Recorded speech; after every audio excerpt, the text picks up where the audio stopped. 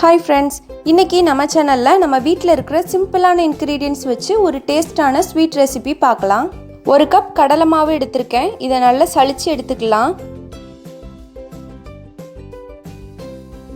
இப்போ கடாய் ஹீட் பண்ணிட்டு 3 டேபிள்ஸ்பூன் அளவுக்கு நெய் சேர்த்துக்கலாம். இது கிட்டத்தட்ட 1/4 கப் நெய் சேர்த்திருக்கேன்.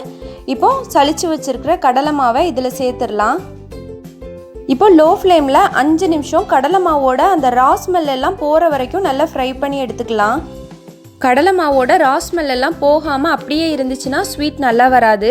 கடலை மாவோட ரா ஸ்மெல் போற வரைக்கும் லோ ஃப்ளேம்ல நல்லா ஃப்ரை பண்ணிக்கோங்க. இப்போ ஒரு 5 நிமிஷத்துக்கு அப்புறமா கலர் லைட்டா சேஞ்ச் ஆகும். இந்த டைம்ல 1 கப் அளவுக்கு சுகர் ஆட் பண்ணிரலாம். காய்ச்சி ஆற வச்ச பால் 3/4 கப் சேர்த்துட்டு இத நல்லா மிக்ஸ் பண்ணி விட்டுறலாம். நம்ம பால் சேர்த்ததுமே கடலை மாவு எல்லாம் கட்டி விழுந்த மாதிரி இருக்கும். அது ஒன்றும் பிரச்சனை இல்லை. பாலோடு சேர்த்து அந்த கடலை மாவு வேகும் போது கட்டி எல்லாம் கரைஞ்சி நல்லா ஒன்றா மிக்ஸ் ஆயிரும். இப்போ குக் பண்ணும்போது கை விடாமல் நல்லா கிளறி விட்டுட்டே இருங்க. அப்போ தான் கட்டி இல்லாமல் ஸ்வீட் நல்லா ஒன்று சேர்ந்து நல்லா சாஃப்டாக வரும். இது எல்லாம் நல்லா அல்வா மாதிரி ஒன்று சேர்ந்து வர்ற வரைக்கும் குக் பண்ணி எடுத்துக்கணும். இந்த ஸ்வீட் செய்கிறதுக்கு ரொம்ப நேரம்லாம் டைம் எடுக்காது. ரொம்ப சீக்கிரமாகவே முடிஞ்சிரும்.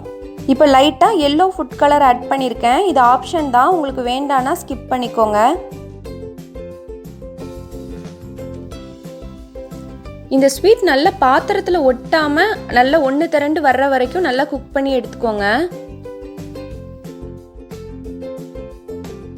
இப்போ பாருங்க, பாத்திரத்தில் ஒட்டாமல் நல்ல அல்வா பதத்துக்கு நல்லா ஒன்று திரண்டு வந்துடுச்சு. இந்த டைமில் ஓவர் குக் பண்ணாமல் ஃப்ளேம் ஆஃப் பண்ணிடலாம்.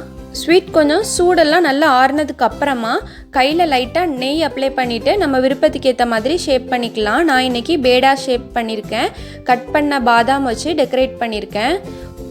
உங்கள் வீட்டில் இருக்கிற நட்ஸ் வச்சு உங்கள் விருப்பத்துக்கு ஏற்ற மாதிரி ஷேப் பண்ணிக்கலாம்.